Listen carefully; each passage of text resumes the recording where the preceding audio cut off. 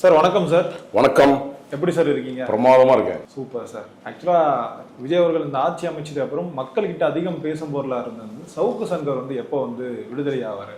ஏன்னா இப்ப அந்த கடந்த ஆட்சியில அவர் பெரிய அந்த நெருக்கடிகளை கொடுத்துட்டே இருந்தாங்க. ஒரு பக்கம் அவருடைய வேலையை இழந்தாங்க, அவர் குடும்பத்தை இழந்தாரு, அப்புறம் கடைசி அவங்க அம்மாவே இழந்திருந்தார். இப்போ இந்த ஆட்சியில அவர் விடுதலை செய்யப்படுவாரா என்ற கேள்வி மக்கள்கிட்டயே எழுந்த ஆரம்பிச்சிருக்கு. ஆனால் நிறைய செய்திகள் நம்மளால பார்க்க முடியுது. சவுக்கு சங்கர் விடுதலை பெற போகிறார் என்று நீங்களும் இது குறித்து பேசியிருக்கீங்க. விடுதலை ஆவதற்கு வாய்ப்பு இருக்கா சார்? தேச விரோதமான அதாவது தேச விரோதமான செயல்பாடு செய்யக்கூடியவர்களையே வெளியிருக்கானுங்க. இந்த தேசத்தினுடைய நலனை கருதி அந்த அரசுக்கு மக்களுக்கு எதிராக செயல்பாடுகள் செய்யாதீங்க, குறைஞ்சபட்சமாவது அந்த கொடுத்த வாக்குறுதிகளை காப்பாத்துங்க, ஏழ்மை நிலையே ஆண்டாண்டு காலமாக நீங்கள் வச்சுட்டு இருக்கீங்க. இந்த சூழ்நிலை தொடருமானால் நம்ம நாட்டில் பிச்சை எடுக்க தான் போக வேண்டிய சூழ்நிலை வரும்னு தொடர்ந்து ஆளக்கூடியவர்களுக்கு சொன்னாலும், குறிப்பாக சில காவல்துறை அதிகாரிகளும் ஐஏஎஸ் அதிகாரிகளும் அரசாங்கத்தை வழிநடத்துவது தவறான வழியில் போய் சேர்றவன் இதை கொண்டு போய் ஒரு முட்டு சந்தில் முதலமைச்சரை கொண்டு போய் விட்டுடுவாங்கன்னு இதை நாம் ஏற்கனவே தொடர்ந்து 4 வருடமாக சொல்லிட்டு ஏன் வந்துடுவாரா அப்படின்னு கேட்டதான் அதுக்கு ஒரு கேள்வி அதான் கேட்டது. என்னன்னா, ஏன் வரக்கூடாது? போட்ட வழக்குகள் எல்லாம் பொய் வழக்கு. பொய் வழக்கு என்பது மட்டும் இல்லாமல் ஒரு அராஜகத்துடைய போக்கு, அதிகாரத்தை துஷ்பிரயோகம், அதுமான செயல்பாடுகளை கேட்க போனால் தொடர்ந்து குண்டா தடுப்பு சட்டம், மனநலன்லாம் வெளியே விட்டுறீங்க. கடந்த ஆட்சியில் பாலியல் பலாத்காரம் செய்யறத வெளியே விட்டுறீங்க. சட்டவாதமான செயல்பாடுகளை செய்யக்கூடிய அனைத்து பேருமே பார்த்தீங்கன்னா வெளில தான் இருந்தாங்க. இதோ 2 நாளாக தான் பிடிச்சி உள்ள நம்ம கவர்மெண்ட் இப்போ புதுசாக வந்த கவர்மெண்ட் போட்டுட்டு இருக்கு. அப்படி இருக்க சூழ்நிலையில் அவர் மீது போடப்பட்ட பொய் வழக்குன்னு நேற்று நம்ம குண்டாஸ் அட்வைசர் போர்டுக்கு வந்தார். அப்போ வந்துடும் போது என்கிட்ட பல விஷயங்களை சொன்னார். என்ன நடந்ததுங்க கேட்டேன், நீதிபதி என்ன சொன்னாங்க அப்படின்னு கேட்டேன். எனக்கு இவங்க மேலே இந்த குண்டா தடுப்பு சட்டம் போடப்பட்டதில்லை, எனக்கு 3வது குண்டா தடுப்பு சட்டம் தொடர்ந்து அட்வைசர் போர்டு வரேன். ஆனால் அட்வைசர் போர்டு அரசாங்கத்துக்கு ஊதுகோலாக இருக்குது, இதை நம்ம எந்த காலத்துலையும் ஏற்றுக்க முடியாது அப்படின்னு என்னுடைய விஷயத்த சொன்னேன். அப்போது அவங்க அந்த அட்வைசர் போர்டு இருந்த முன்னாள் நீதிபதிகள் எல்லாம் வேற ஒரு சப்ஜெக்டுக்கு போயிடலாம் அப்படின்ட்டாங்க. அப்போது எந்த அளவுக்கு இந்த அருவருப்பான சில சம்பவங்களை அவங்களுக்கே தெரியுது, நம்ம அரசனுடைய ஊதுகோலாக தான் செயல்படுறோம். அப்போ மிக மிக முக்கியமான விஷயங்களை பேசியிருக்கார் சவுக்கு. நான் இன்று காலையில் சிறைச்சாலையில் போய் சந்திச்சு வந்தேன். என்ன நடந்ததுன்னு கேட்டார்.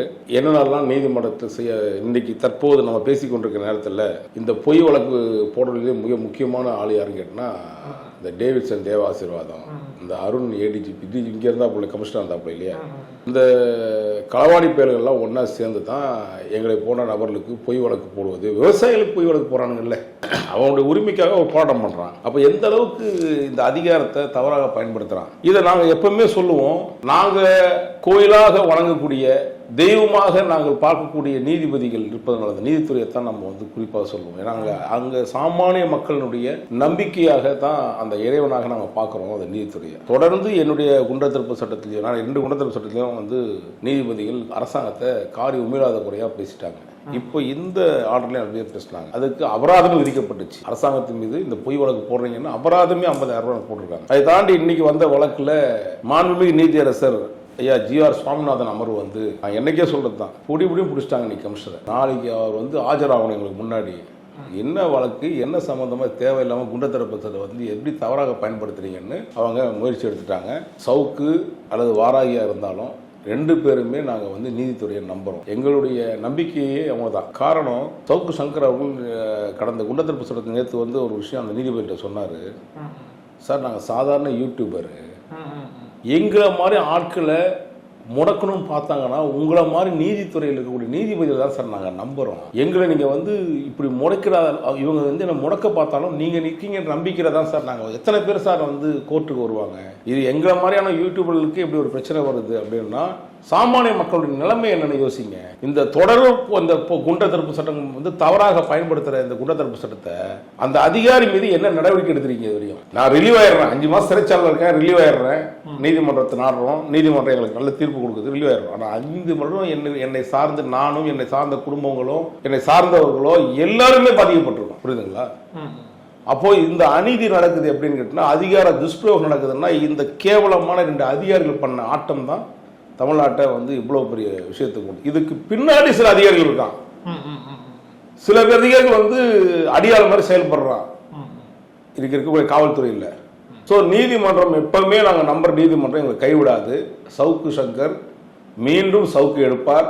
விரைவில் அந்த அதிகார துஷ்பிரயோகம் செய்த அதிகாரிகளை நிச்சயமாக நீதிமன்றத்தின் முன்பு நிறுத்துவார் என்ற நம்பிக்கை எனக்கு உண்டு. விரைவில் வருவார். இல்ல சார், இப்போ அவர் வந்து இந்த அதிகாரிகள்லாம் வந்து இந்த உரிமையில பேசுறது, ஏதாவது ஒரு பேர் வச்சு குறிப்பிடுது, இதன் காரணமா இவங்க 2 பேருக்குள்ள இந்த தனிப்பட்ட பகையா மாறும். இதன் காரணமா அவங்க மேல வந்து இந்த கேஸுகள் வந்து போடப்படுது. இதனாலதான் சவுக்கு சங்கர் வந்து இந்த சிறையில இருக்கிறது எல்லாம் சொல்றாங்க. இது அரசுக்கும் இதுக்கும் வந்து சம்பந்தம் இல்லை, இது வந்து அதிகாரிகளுக்கும் சவுக்கு சங்கருக்கான அந்த மோதலா பார்க்கறாங்கன்னு சொல்றாங்க. சவுக்கு சங்கர் உரிமையில பேசினார் என்றால் அவர் வீட்டாரையோ அல்லது அவர் குடும்பத்தாரையோ இல்லை அது வந்து அவர் சுற்றி இருக்கிற நபர்களையோ தவறான வார்த்தைகளை பதிவிட்டார். அவன் இவன் என்பது வந்து அது என்ன சொல்லு. காவல்துறையில் அருண் இருக்கார் இல்லைங்க, அவர் கமிஷனர் இருந்த காலகட்டத்தில் சுற்றி அவர் வீடு வந்து 5வது மாடி 6வது மாடி 2 மாடி அவருக்கு வீடு. டியூப்ளெஸ்லாம் கிடையாது, ஃபிளாட், கவர்மெண்ட் ஃபிளாட். புரியுதுங்களா? சும்மா டியூப்ளெஸ் போட்டு இவரே டியூப்ளெஸ்ஸாக பண்ணிட்டு இருக்காரு. அதெல்லாம் சட்டவிரோதமான செயல். சட்டவிரோதமான செயற்பாடு செய்யறது அருணுக்கு வந்து பெரிய பங்கு இருக்கும் எப்பவுமே. அது போல வந்து அவரு அந்த சம்மந்தப்பட்ட அந்த இடத்துல அவரை சுற்றி ஒரு 60-70 போலீஸ் இருந்தாங்க. வீடு மேலே கீழே இந்த ஆர்டர்லி சிஸ்டம்னு ஒன்று இருக்கு இல்லையா, எதுக்கு இந்த மாதிரி ஆட்கள்லாம் 60 போலீஸ். ஒரு அதிகாரியை நாமளும் இன்னைக்கும் வந்து கிட்டத்தட்ட 300க்கு பட்ட ஐஏஎஸ் ஆஃபீஸர்கள் 260-70 ஐபிஎஸ் ஆஃபீஸர் இருக்கக்கூடிய அந்த மாநிலத்தில் நம்ம யாரையாவது உரிமையை பேசியிருக்கோமா? திருட்டு பையன் தான் சொல்ல முடியும். ஒரு திருடனை ஐயா திருடர்களே அப்படின்னா சொல்ல முடியும், திருட்டு பையா அப்படின்னு தான் சொல்ல முடியும். அப்போது அதிகாரத்தையும் திருட்டுத்தனமான பண்ணக்கூடிய எல்லா வேலையும் பண்ணிட்டு அவனை அவர் இவருன்னு சொல்கிறது எப்படி எனக்கு ஏற்றுக்க முடியும்னு தெரியல. எனக்கு அவர் சொன்னாரா எனக்கு தெரியாது. நான் கண்டிப்பாக சொல்லுவேன், அது ஒரு பைத்தியம். அருண் என்பது அரைவேக்காடு பைத்தியம். அதை நான் பலமுறை சொல்லியிருக்கேன். இப்போ இன்னைக்கு நான் சொல்லலை, 3.5 வருஷமா சொல்லியிருக்கேன். நீ எத்தனை பொய் வழக்கு போட்டாலும் சொல்லுவேன். ஏன்னா அரைப்பைத்தியம் தான் சொல்ல முடியும். இவருக்கு முதல்ல இந்த பெண்கள் பாலியல் விதியான சொல்றாருல்ல, மற்றவங்க மேல வழக்கு போடுறாரு. அவரே ஒரு பாலியல் தொழிலாளி மாதிரி தான். அருண் என்ற ஒரு அயோக்கியத்தனமான அரசியல், அந்த அரசியல்வாதியோட மிக மோசமான சூழ்நிலையில் அதிகாரத்தை துஷ்பிரயோகம் செய்யக்கூடிய அரசியல்வாதியுடைய அடியாள செயல்படக்கூடிய இந்த அருண் அவர்கள் உண்மையாகவே அவர் ஒரு பாலியல் குற்றவாளி தான். அதுக்கு என்னால் பல இடங்களில் சொல்ல முடியும்.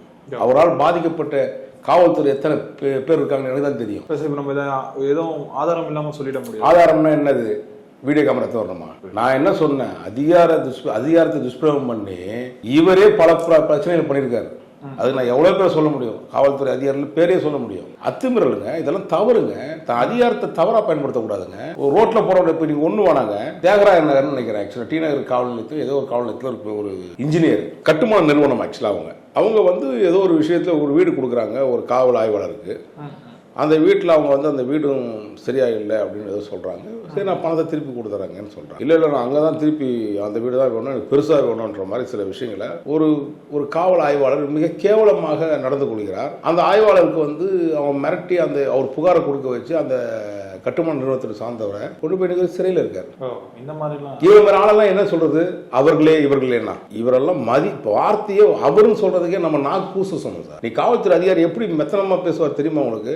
அசிங்கமான வார்த்தைகளை பேசுவார். என்ன நீங்க ராஜா கூட்டுக்குன்னு ஒரு கண்ணுக்குட்டியா? என்ன நீங்க உலகத்துல வானத்துல குதிச்சிட்டீங்களா? காவல்துறை அதிகாரி மக்கள் வரி பணத்தை வாங்கி சாப்பிடுற இப்ப அந்த ஆட்சியில மட்டும் பொத்தின்னு இருக்க. 15 நாள் ஆச்சு, இன்னும் பல்லு புழுங்கின பாம்பு மாதிரி வந்து டாய்ஷாலே படுத்துருக்குற. இருந்து வெளியே வர வேண்டியது தானே? போய் பார்த்துட்டு வந்து ஒன்றும் அங்கே நடக்கலை. புதிய நிர்வாகத்தில் இவர் வந்து போய் லாண்ட் ஆர்டர் கொடுங்க, ஏடிஜிபி இன்ட்டு கொடுங்க, சென்னை மாநகரத்தை கொடுங்க, ஏற்கனவே நான் கழட்டி எடுத்துட்டேன், இன்னும் பல பேரை கழட்டிடலாம் அப்படின்னு ஒரு அடியார் வேலை செய்யறதுக்கு, அதிகாரத்தை துஷ்பிரயோகம் செய்யறது, ஃபேக் என்கவுண்டர் போடக்கூடிய ஒரு பாலியல் ரீதியான ஒரு அதிகாரி. அப்படியாப்பட்ட அதிகாரிகள்லாம் இந்த அரசாங்கம் புறக்கணிச்சிட்டு இருக்கு. அதான் நீதிமன்றம் சொன்னால உங்களுக்கு. நீதிமன்றம் வந்து அவங்களுக்கு தெரியுங்க இவர்கள்லாம் எதற்காக வந்தாங்க, எங்களுக்கு என்ன தனிப்பட்ட பிரச்சனை ஏதாவது இருக்கா, இதை வேற ஏதாவது வன்மம் இருக்கா? சமூகத்தில் அவர் அரசாங்க ஊழியராக இருக்கார், நான் மக்கள் வரி பணத்தில் அவர் சாப்பிட்றேன், நான் கொடுக்க சம்பளம் சாப்பிட்றாரு. அப்படியாப்பட்ட ஒரு நபர் வந்து தவறு செய்யறான்னு சொல்லும் போது சுட்டி காட்ட வேண்டியது ஒரு ஊடகோட வேலை. இதை மறுத்து வந்து நீங்க அதுக்கு ஏன்னா தவறா பேசியிருந்தாலோ இல்ல தவறுதலா சில விஷயங்களை சொல்லியிருந்தாலோ நீங்க என்ன பண்ணிருக்கணும், நீதிமன்றத்தில் நீங்க வந்து நாடி அதுக்கான தீர்வை ஏற்படுத்திருக்கணும். அதை விட்டுட்டு நீயா எவனாவத்தை செட் பண்ணிக்கிறது, இல்லைன்னா ஆசைநாயகி வந்துடும் மயிலாப்பூர்லேருந்து, புரியுதுங்களா? அங்கே வந்து அது ஒரு செட்டப் வச்சு ரெடி பண்ணிக்குது. இப்போ இந்த அடக்கத்தை தான் இந்த நீதிமன்றம் இருக்குல்ல. இப்போ நீங்கள் பண்ணுற அயோக்கியத்தனத்தை தனிப்பட்ட வன்மம் கிடையாதுங்க, எந்த வன்மத்தை நாங்கள் சொன்ன போகிறோம். நீ தப்பு பண்ணுற கேட்குறோம், அதுதானங்க என் வேலை. நீங்கள் ஒரு ஊழல் என்னங்க பண்ணுவீங்க? நீங்கள் ஆமா சாமின்னு சொல்லிட்டு போகிறதுக்கு வரணும் நிருபர். இந்த மாதிரி சம்பவம் நடக்குதுங்க, நீ அரசு வந்து இந்த மாதிரி தவறான வழிகாட்டல் செயல்படுதுங்க அப்படின்னு சொன்னா கேட்கிற வேலை உங்களுக்கு. நான் அரசியல்வாதியாக பதில் சொல்ல வேண்டிய இடத்துல நான் என்னது புரியுதுங்களா? அது நடைமுறைக்கு வரட்டுங்க. என்ன உங்களுக்கு கஷ்டமா இருக்கு? இல்ல சார், இப்ப நம்ம அரசு செய்யற தவறுகளை சொல்லி காட்டுறதை விட அவர் வந்து ஒரு சார்பு கட்சிக்கு வந்து வேலை செய்யறாங்க. ஸோ இதன் காரணமா இந்த எலெக்ஷனுக்காக ஒர்க் பண்றாங்க. அந்த மாதிரியான விமர்சனம் வந்து சவுக்கு சங்கர் மேலேயும் அது வந்துட்டு தானே சார் இருக்கு. அவர் வந்து ஏடிஎம்கேக்கு வந்து ஒர்க் பண்றாரு. ஸோ இதன் காரணமா திமுக நடக்காத ஒரு விஷயங்களும் சொல்றாரு, நடந்த விஷயங்களும் வந்து சொல்லிட்டு இருக்காரு அப்படின்ற விமர்சனம் வருது. கடந்த 2022 தேர்தலுக்கு முன்பாக என்ன ஆட்சி இருந்துச்சு? அதிமுக ஆட்சி. அதிமுக ஆட்சி ஒரு சவுக்கு சங்கர் விமர்சனம் செய்தாரா செய்யலையா? செஞ்சாங்க. அப்போ திமுக பணம் கொடுத்துச்சா? இல்லை, திமுக தான் பணம் கொடுத்தா ஃபண்டு பண்ணாங்களா? இல்லை, அது தெரியல சார். அப்படியே சூழ்நிலைகள் சரியில்லை, ஆட்சியுடைய சொன்ன வாக்குறுதியை காப்பாற்றல அதிமுக ஆட்சியில், உடனே தன் விமர்சனத்தை மாற்றுறாரு. திமுகவோட நிலைப்பாடு எடுக்கணும். அது அன்னைக்கு இருந்த ஒரே இயக்கம், எதிர் இயக்கம் அது ஒன்று தான். அதிமுகவா திமுகவா? ரெண்டு இயக்கம் தான் இருந்துச்சு. அதுதான் தமிழ்நாட்டை இப்படி ஏமாத்திட்டு தொலைஞ்சிருந்தானுங்க 60 வருஷமா. அப்போ அந்த இடத்துல நீங்க வேற ரிலீஃப் கிடைக்கிறதுக்கு என்ன பேசுவாங்க? உடனே வந்து அவர் அதிமுக ஆதரவாளர், இவர் ஒரு கட்சிக்காக செயல்படுறாரு, இப்படி பல முத்திரைகளை குத்தப்படுதுங்க. ஒரு விசில் ப்ளோயராக பாருங்க, நீங்களும் ஒரு விசில் ப்ளோயர், நான் ஒரு விசில் ப்ளோயர்.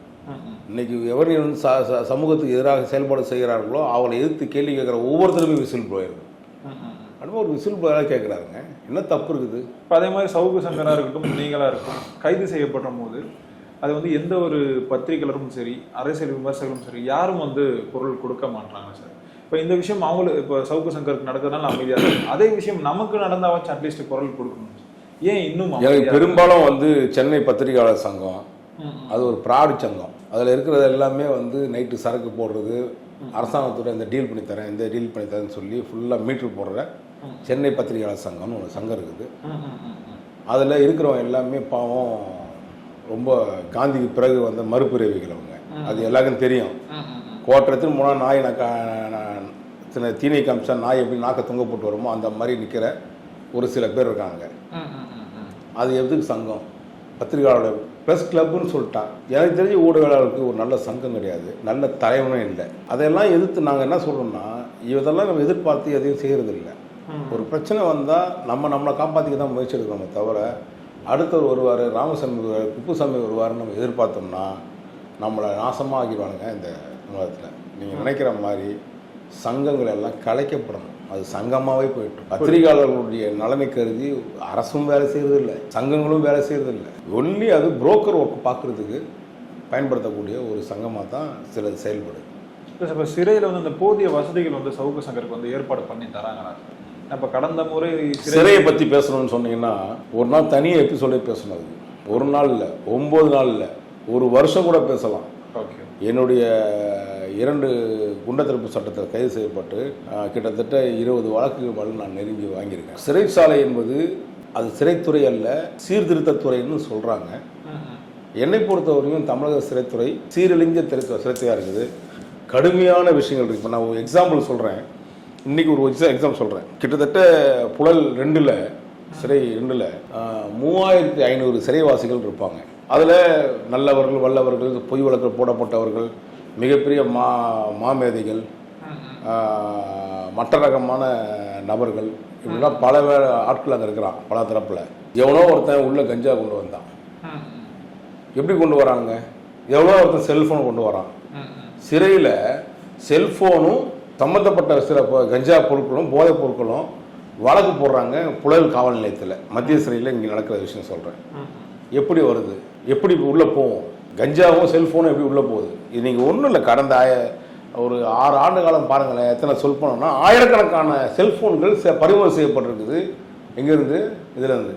எப்படா வந்துச்சுன்னு யாராவது கேட்டிருக்காங்களா இது வரையும்? இன்னைக்கு நடந்த ஒரு சம்பவம் சொல்கிறேன். சவுக்கு சங்கர் அவர்களுக்கு வந்து அவர் வந்து உடல்நிலை சரியில்லாதவர். இது அவருக்கு சர்க்கரை இருக்குது, அந்த சுகர் இருக்கிறதுனால அவர் சாப்பாடு சாப்பிட மாட்டார், ஃப்ரூட்ஸ் சாப்பிடக்கூடியவர்.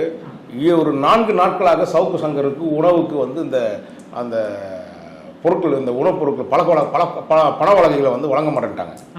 நான் இன்றைக்கி அதை கேட்டேன் அந்த சம்மந்தப்பட்ட அதிகாரிகிட்ட. என்ன சார் இது? இல்லை, எவனோ ஒருத்தன் கஞ்சா எடுத்துன்னு போயிட்டான் சார், இந்த சிப்ஸில் போட்டான் சார், அதில் போட்டாங்க சார்னு சொன்னாங்க. 3500 பேரில் எவனோ ஒருத்தன் தப்பு பண்ணதுக்கு 3000 பேர் சாப்பிட்ற உணவகத்தில் நீங்கள் இப்படி கை வைக்கிறீங்களே. அவனுக்கு சாப்பிட்ற ஃப்ரூட்ஸ் தாங்க மெயின். அங்கே அதிகபட்சம் பார்த்தீங்கன்னா ஆப்பிளும் வாழைப்பழம் தான் அலோவ் பண்ணுவாங்க. நீங்கள் சவுக்கு சங்கருக்கு 4 நாட்களாக 5 நாட்களாக வந்து அவர் சாப்பிடல, ஃப்ரூட்ஸ் கிடையாது, வாழைப்பழம் தான் அவருக்கு ஒரு உணவுமே. அதை வச்சு தான் வாழ்ந்துட்டு இருக்காரு. சார் இப்போ இது வந்து திமுக ஆட்சியில் இந்த மாதிரி நடந்தால் நம்ம ஏற்றுக்கலாம், அவருக்கு எதிரான நிலை இருக்கு. ஏன் அது தாவேக்கா ஆட்சியிலும் தொடருது? நான் இப்பவும் சொல்றேன், தாவேக்கா அதாவது தாவேக்கா என்ற இயக்கத்தை வந்து தொடர்ந்து அவர் சில நேரங்களில் ஆதரவு நிலைப்பாடு எடுத்திருப்பார் அதிமுகவுக்கு. அதே நேரங்களில் அன்னைக்கு நடிகராக விஜயா இருந்தவரில் சில நேரங்களில் குறைபாடுகள் சொல்லியிருக்காரு, ஆதரவு நிலைப்பாடும் எடுத்திருக்காரு சவுக்கு சங்கர். அவருடைய நிலைப்பாடு என்ன, ஒரு ஊடகவாளர்கள் என்னைக்குமே வாழ்கன்னு சொல்ல மாட்டாங்க, தப்பு பண்ணா ஒளிகன்னு சொல்றதுக்கு இருப்பான். நீ திருத்திக்கிறதுக்கான வாய்ப்புகள். அதனால நீங்க நினைக்கிற மாதிரி சவுக்கு சங்கருக்கு தாவேக்கா எந்த நெருக்கடியும் கொடுக்கப்படலை அப்படின்னு எனக்கு நல்லா தெரியும். அதையும் தாண்டி தாவேக்கா ஆட்சி பொறுப்பேற்ற பிறகு என்னை போன்ற சமூக ஆர்வலர்களையும் பத்திரிகையாளர்களையும் ஊடகங்களையும் வந்து இன்னைக்கு பாதுகாத்து வைக்கிற அளவுக்கு அதுக்கான தகவல்களை எல்லாருக்கும் சொல்லியிருக்காங்க. மேலிடத்துல இருந்து முதலமைச்சருக்கு தகவல் இருந்து இவர்களை போன்ற சமூக ஊடகங்கள் இந்த சமூகத்தில் நடக்கக்கூடிய அவலங்களை எதிர்த்து சொல்லக்கூடியவர்களை நம்ம தான் பாதுகாக்கணும். ஆனால் சவுக்கு சங்கரை விடுதலை செய்வதற்கான எந்த விதமான இடையூறும் வேண்டாம் அப்படின்னு சொன்னதாக எனக்கு தகவல். அதை இன்னைக்கு நான் தகவலை சொல்லிட்டேன் அவர்கிட்ட. விரைவில் வந்து சவுக்கு சங்கர் குறிப்பாக சனிக்கிழமைக்குள்ள அவர் வெளியே வந்துடுவான்னு நம்பிக்கை இருக்கு. நிச்சயமாக அவருடைய போராட்டம் மக்களுக்கு எதிராக செயல்பட்டால் போராட்டம், இந்த சட்ட போராட்டங்கள் தொடரும். அல்லது வந்து மக்களுக்கு ஆதரவாக இந்த அரசாங்கம் செயல்பட்டாலும் அதை நாம் நிச்சயமாக வந்து அது பாராட்டக்கூடிய விஷயத்தை பாராட்டியே ஆகும் என்பதில் ஒரு விசில் போயராக நான் சொல்லிக்கிறேன். ஓகே சார், பொறுத்திருந்து பார்ப்போம் சார் என்ன நடக்குதுன்ட்டு. தொடர்ந்து வந்து நீங்கள் அரசை எதிர்த்து வந்து கேள்வி கேட்டுகிட்டே இருக்கும்.